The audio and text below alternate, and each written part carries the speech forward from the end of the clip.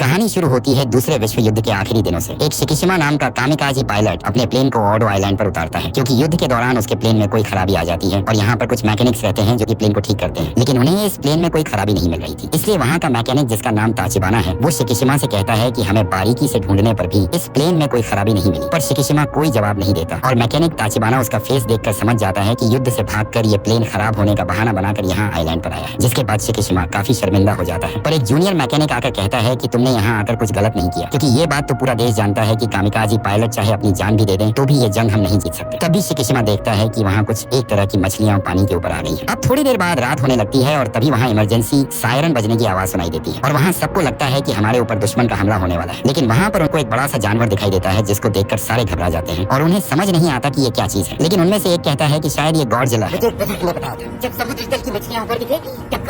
अब सब लोग तुरंत जाकर बंकर में छिप जाते हैं और ताचिबाना शिकिशिमा से कहते हैं कि तुम प्लेन में जाकर उस पर गोलियां चलाओ, उसे चलाना सिर्फ तुम ही आता है, उस गन से कोई जिंदा नहीं बच सकता। शिकिशिमा अब डरते हुए प्लेन में जाता है, लेकिन वो डर के मारे गोलियां नहीं चला पाता है। इधर वो गॉडजिला उस बंकर की तरफ आने लगता है, जिसे देखकर वो लोग उस पर फायर शुरू कर देते हैं, लेकिन उस पर गोलियों का कोई असर नहीं होता और वो वहाँ सबको कुचलने लगता है। इधर शिकिशिमा डर के मारे एक भी गोली नहीं चलाता है और प्लेन से उतरकर भागने लगता है, लेकिन तभी धमाके की वजह से वह बेहोश हो जाता है। सुबह जब वो होश में आता है तो वो देखता है कि सब लोग मारे जा चुके हैं और एक बंदा उनकी लाशें इकट्ठा कर रहा है। वो शिकिशिमा को देखते ही उस पर गुस्सा करने लगता है। कोई नहीं बचा, ये सब तेरी वजह से हुआ है। अब सब लोग अपने घर जा रहे होते हैं और वो बंदा गुस्से में उसको कुछ फोटोज देता है। इसके बाद जब शिकिशिमा घर वापस लौटता है तो वो देखता है कि युद्ध की वजह से उसका शहर पूरा बर्बाद हो चुका है और उसका घर भी उजड़ चुका है। उसे वहाँ पर एक औरत मिलती है जिसका नाम सुमिको था, लेकिन वो भी शिकिशिमा को जिंदा देखकर उस पर गुस्सा करने लगती है। छोड़कर भाग कर आगे, जरा भी शर्म नहीं आई तुम्हें? तुम लोगों ने अपना फर्ज निभाया, तो आज मेरे बच्चे जिंदा होते। वो पूछता है कि क्या आपने मेरे माँ बाप को देखा है? वो कहती है कि वो भी मेरे बच्चों के साथ जलकर राख हो गए। इसके बाद शिकिशिमा बाजार में होता है जहाँ पर कुछ लोग एक लड़की का पीछा कर रहे थे क्योंकि वो कुछ चुरा कर भाग रही थी और उसके हाथ में एक बच्ची थी, लेकिन बीच में शिकिशिमा आ जाता है और वो बच्ची को उसके हाथ में पकड़ाकर भाग जाती है। शिकिशिमा को कुछ समझ नहीं आता, लेकिन जब वो वहाँ से जाने लगता है तो वो लड़की फिर से उसके पास आ जाती है। वो बच्ची को देकर वहाँ से जाने लगता है, लेकिन वो लड़की भी उसके पीछे लग जाती है।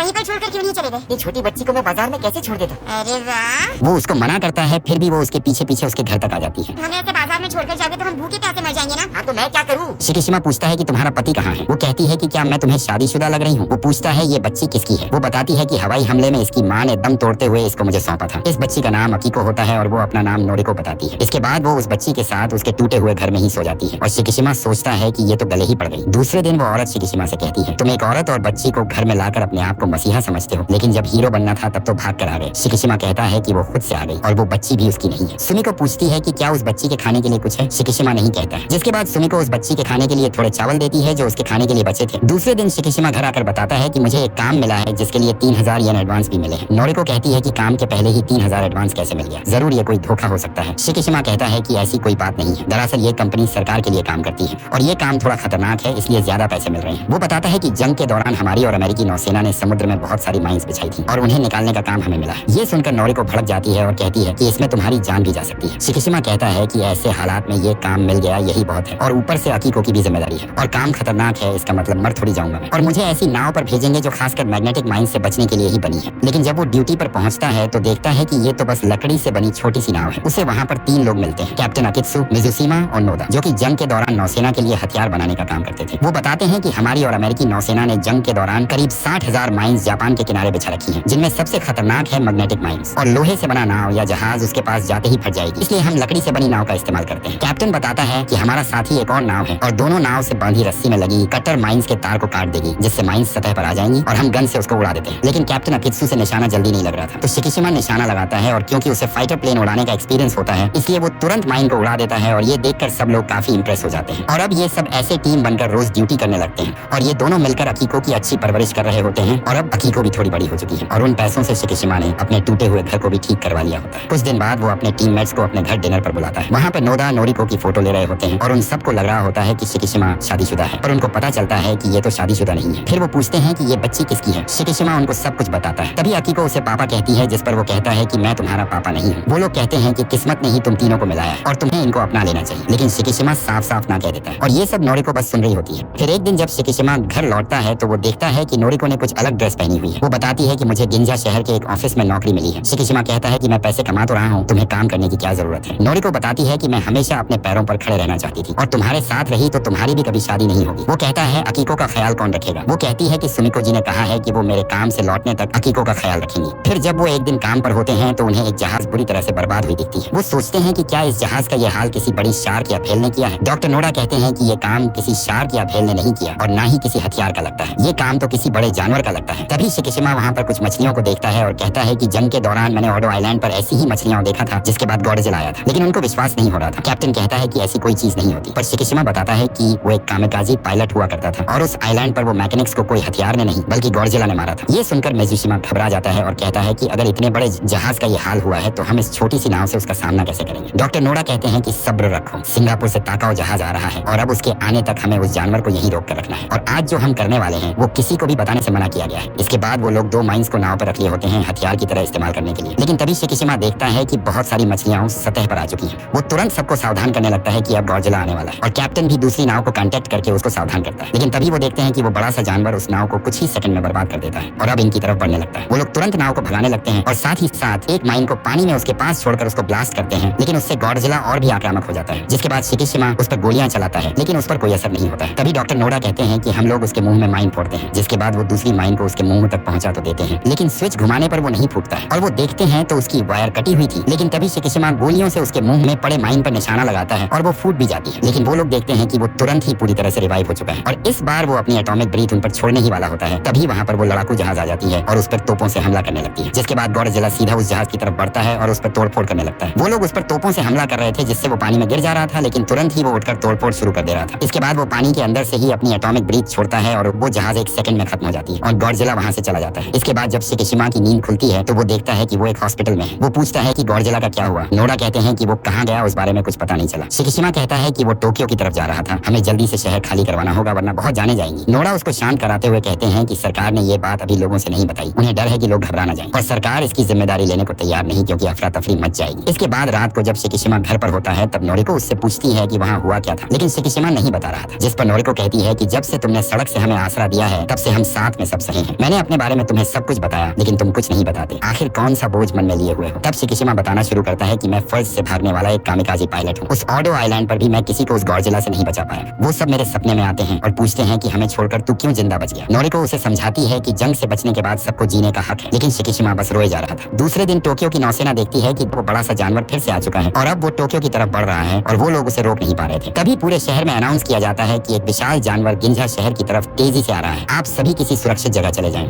इधर नोरिको मेट्रो में बैठी होती है, तभी गॉडजिला आतंक मचाते हुए वहाँ आ जाता है और मेट्रो के साथ तोड़फोड़ करने लगता है, जिससे नोरिको पानी में गिर जाती है। फिर वो पानी से निकलकर सड़क पर आई होती है लेकिन उसके होश उड़े होते हैं, लेकिन तभी शिकिशिमा वहाँ आ जाता है नोरिको को बचाने के लिए। सब लोग सड़क पर भाग रहे होते हैं और गॉडजिला सबको कुचले जा रहा था और अब गॉडजिला एटॉमिक ब्रीथ के लिए रेडी हो जाता है और वो एक जोर से हमला करता है जिससे बहुत सारी बिल्डिंग्स तबाह होने लगी और वो एटॉमिक वेव अब इनकी तरफ तेजी से आ रही थी, लेकिन नोरिको शिकिशिमा को बचाने के चक्कर में खुद खत्म हो जाती है, जिसके बाद शिकिशिमा को बहुत गुस्सा आने लगता है। इसके बाद नोरिको की याद में सभी दुखी होते हैं और अकीको बस रोए जा रही थी। तभी डॉक्टर नोरा आकर शिकिशिमा से कहते हैं कि सरकार गॉडजिला पर काबू पाने के लिए एक खुफिया तरकीब आजमाना चाहती है हम जैसों की मदद से, लेकिन कामयाबी मिलेगी या नहीं ये कह नहीं सकते। इसके बाद वो लोग एक मीटिंग में जाते हैं जहाँ आर्मी कैप्टन ने सभी नेवी अफसरों को बुलाया था। वो कहते हैं कि हमारे पास ऐसा कोई हथियार नहीं है जो गॉडजिला को चोट पहुंचा सके और किसी और देश की सरकार भी हमारी मदद नहीं करेगी, इसलिए अब हमें ही इसका समाधान निकालना होगा। इसके बाद डॉक्टर केंजी डेमोन्स्ट्रेशन दिखाते हुए कहते हैं कि हम गॉडजिला के चारों तरफ सिलेंडर के जरिए फ्रेऑन गैस छोड़ेंगे, जिससे वो समुद्र के पानी से अलग हो जाएगा और वो पानी के अंदर डूब जाएगा और इसके लिए हम उसे समुद्र के सबसे गहरे जगह सगामी ट्रेंच के पास बुलाएंगे, जिससे ज्यादा गहराई में जाने की वजह से वो पानी के दबाव से दबकर मर जाएगा। ये देखकर कैप्टन अकित्सु और मिजुशिमा को लगता है कि हमारे साथ काम करने वाला डॉक्टर तो बहुत पहुंची हुई चीज है और हमें पता ही नहीं था। तभी शिकिशिमा उनसे पूछता है कि क्या आपको यकीन है कि इस तकनीक से वो गॉडजिला मर जाएगा। वो कहते हैं कि यकीन तो नहीं है पर अंदाजा लगाया जा सकता है, लेकिन ये सुनकर शिकिशिमा गुस्से में वहाँ से जाने लगता है, पर वो उसे रुकवाकर कहते हैं कि पहले पूरी बात तो सुन लो। फिर वो बताते हैं कि मेरे पास प्लान बी भी है। वो सबको खिड़की से बाहर देखने को कहते हैं और बताते हैं कि अगर वो समुद्र के दबाव से नहीं मरा तो हम उसके बड़े बैलून के अंदर कार्बन डाइऑक्साइड गैस छोड़ेंगे, जिससे वो तुरंत फूल जाएंगे और गॉडजिला तेजी से ऊपर आने लगेगा और इस तेजी से घटते हुए दबाव को वह झेल नहीं पाएगा और वो मर जाएगा। इसके बाद कैप्टन कहते हैं कि अब इस देश के भविष्य की रक्षा हम सबको करनी होगी, क्या आप लोग साथ देंगे। लेकिन बहुत लोग तैयार नहीं होते इस खतरे से लड़ने के लिए और चले जाते हैं। वहीं बहुत लोग तैयार हो जाते हैं इस मुसीबत से लड़ने के लिए। हम नौसैनिकों से बेहतर जहाज को कोई चला सकता है, हमारे अलावा और कौन करेगा।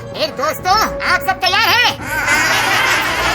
फिर वो लोग एक रेस्टोरेंट में होते हैं जहाँ पर अकित्सु पूछता है कि हम लोग गॉडजिला को बुलाएंगे कैसे, जिस पर नोरा कहते हैं कि हम लोग पानी के अंदर चलने वाले स्पीकर में गॉडजिला की आवाज को चलाएंगे, जो कि मैंने माइन निकालने के टाइम रिकॉर्ड किया था। उसे लगेगा कि कोई दूसरा गॉडजिला उसके इलाके में कब्जा करने की कोशिश कर रहा है और वो उस आवाज की तरफ आने लगेगा। तभी शिकिशिमा नोरा से कहता है कि क्या आप मुझे एक फाइटर प्लेन दिला सकते हैं जिससे मैं गॉडजिला का ध्यान खींचकर सगामी बे तक ला सकूं। अकित्सु कहता है कि तुम्हें मरने का शौक है क्या, या तुम नोरिको का बदला लेना चाहते हो? अगर तुम्हें इतनी ही उसकी फिक्र थी तो उससे शादी क्यों नहीं की? जिस पर वो कहता है कि आपको क्या लगता है मैं उससे शादी नहीं करना चाहता था। मैंने इसलिए नहीं किया क्योंकि अभी तक मेरी जंग खत्म नहीं हुई, लेकिन सभी फाइटर प्लेन को सरकार ने रद्द कर दिया था। फिर भी नोरा एक पुरानी प्लेन शिकिशिमा को दिखाते हैं, लेकिन वो उड़ने की हालत में नहीं थी और इसे ठीक करने के लिए एक बहुत बड़े मैकेनिक की जरूरत थी। तभी शिकिशिमा को मैकेनिक ताचिबाना की याद आती है, जिन्होंने ऑडो आइलैंड पर उसकी प्लेन को ठीक किया था। वो अब जल्दी से उनकी तलाश में लग जाता है और हर जगह से उनकी जानकारी लेता है और उनको ढूंढने की कोशिश करता है, लेकिन कहीं उनका पता नहीं चल पा रहा था। लेकिन वो कहता है कि ताचिबाना के अलावा ये कोई नहीं कर सकता। फिर उसके दिमाग में एक तरकीब सूझती है। वो ताचिबाना सर के बारे में उल्टी सीधी खबर फैलाने लगता है कि उस ऑडो आइलैंड पर सबकी मौत उनकी वजह से हुई थी, जिसके बाद मैकेनिक ताचिबाना खुद ही उसे ढूंढते हुए आ जाते हैं और उसे पीटने लगते हैं। तब वो उनसे माफी मांगता है और बताता है कि मैंने आपको ढूंढने के लिए ये झूठ फैलाया। इसके बाद वो उस प्लेन को ठीक करने की रिक्वेस्ट करता है और कहता है कि इस प्लेन को आप पूरी तरह से बारूद से भर दीजिए, जिससे ये प्लेन मैं उसके मुंह में ब्लास्ट कर सकूं। इसके बाद डॉक्टर नोरा पूरी टीम को बताते हैं कि जिस रफ्तार से गॉडजिला आगे की तरफ बढ़ रहा है वो कल सुबह 11 बजे तक टोक्यो पहुंच जाएगा, इसलिए हमें किसी भी हाल में कल सुबह 8 बजे तक अपने जहाजों के साथ तैयार रहना होगा। इस जंग को लड़ने के लिए मिजुशिमा भी जिद कर रहा था, लेकिन वो दोनों उसे मना कर देते हैं क्योंकि उसे जंग का कोई अनुभव नहीं था और उसकी एक हाथ भी फ्रैक्चर हो चुकी थी। लेकिन फिर वो बहुत जिद करता रहा। फिर जब शिकिशिमा घर पहुंचता है तो देखता है कि अकीको ने एक पेंटिंग बनाई है जिसमें शिकिशिमा, नोरिको और खुद होती है और वो माँ को याद करके रोने लगती है। दूसरे दिन ही शिकिशिमा ताचिबाना के पास पहुंच जाता है जहाँ पर उन्होंने प्लेन को ठीक कर दिया था और बताते हैं कि इस लीवर को खींचते ही बारूद से भरा यह प्लेन ब्लास्ट होने के लिए रेडी हो जाएगा। इधर सुमिको को एक एनवेलप में कुछ पैसे और एक खत मिलता है जिसमें शिकिशिमा ने अकीको का ख्याल रखने को कहा था। इसके बाद वो सभी लोग प्लान के मुताबिक तैयार होते हैं, लेकिन गॉडजिला सगामी ट्रेंच की ओर जाने के बजाय टोक्यो के इलाके में आ जाता है और तोड़फोड़ मचाने लगता है। लेकिन तभी शिकिशिमा भी अपनी उड़ान भर चुका था और वो बताता है कि मैं गॉडजिला का ध्यान खींचकर उसको सगामी की तरफ लेकर आता हूँ। कैप्टन कहते हैं कि अकीको के लिए जिंदा लौटना, वरना मैं तुम्हें माफ नहीं करूंगा। लेकिन वो कोई जवाब नहीं देता। तब तक वो उसका ध्यान खींचकर उसको सगामी की तरफ भी लेकर आ जाता है और अब बारी थी नौसेना की। वो लोग अब गॉडजिला को फ्रेऑन गैस से बांधने के लिए आगे बढ़ते हैं, लेकिन तभी वो अपना न्यूक्लियर ब्रीथ उनकी तरफ छोड़ता है, जिसको देखकर सारे लोग घबरा जाते हैं और वापस लौटने का फैसला करते हैं। लेकिन नोरा कहते हैं कि यही सही मौका है। वो एक बार हमला करने के बाद दूसरी बार करने में टाइम लेता है। इसके बाद वो लोग उसको चारों तरफ से फ्रेऑन गैस सिलेंडरों से बांध देते हैं और वो फिर से हमला करने ही वाला था, तभी गैस को रिलीज कर दिया जाता है और गॉडजिला तेजी से समुद्र की गहराई में गिरने लगता है और 1500 मीटर तक नीचे चला जाता है। लेकिन अभी तक वो मरा नहीं था, इसलिए डॉक्टर अब प्लान बी को एक्टिवेट करते हैं, जिससे उन बैलून्स में गैस भर जाती है और गॉडजिला तेजी से ऊपर की ओर आने लगता है। लेकिन वो 800 मीटर तक पहुंचते ही रुक जाता है और वो देखते हैं कि सारे गुब्बारे बाहर आ चुके हैं और वो फिर से बच चुका है। तभी कैप्टन अब्जाउजुन जहाजों की मदद से गॉडजिला को ऊपर खींचने का ऑर्डर देते हैं, लेकिन ये तरकीब भी काम नहीं करती और वो क्रेन भी टूट जाते हैं। लेकिन तभी मिजुशिमा बताता है कि वो जहाजों का एक ग्रुप बनाकर यहाँ तक पहुंच चुका है और अब वो सारे जहाज मिलकर गॉडजिला को ऊपर की तरफ खींच लाते हैं। लेकिन वो देखते हैं गॉडजिला को कुछ ज्यादा नुकसान नहीं हुआ है और अब वो एक बार फिर से न्यूक्लियर ब्रीथ से हमले करने के लिए रेडी हो जाता है और ये देखकर सब लोगों को अपनी मौत दिखने लगती है। लेकिन इससे पहले कि वो हमला करता तभी शिकिशिमा आ जाता है और वो अपने प्लेन को उसके मुंह में क्रैश कर देता है और गॉडजिला का मुंह फट जाता है और उसकी न्यूक्लियर एनर्जी उसका शरीर चीरते हुए बाहर निकलने लगती है, जिससे वो वहीं ढह जाता है। तभी वो देखते हैं कि शिकिशिमा भी अपने प्लेन से इजेक्ट हो चुका है, क्योंकि प्लेन को रिपेयर करते समय ताचिबाना ने उसमें इजेक्शन सीट भी लगा दिया होता है। इसके बाद सब लोग शिकिशिमा को सैल्यूट करते हैं और जब वो वापस लौटता है तभी वहाँ पर सुमिको आ जाती है और उसे कुछ बताती है और वो तुरंत एक हॉस्पिटल में पहुंचता है और देखता है कि नोरिको एक बेड पर है। वो फुट फुट कर रोने लगता है। अब तो तुम्हारी जंग खत्म हुई ना। तो अगर आपको ये कहानी पसंद आई तो इस वीडियो को लाइक और चैनल को सब्सक्राइब जरूर कीजिएगा। मिलते हैं एक और कहानी के साथ।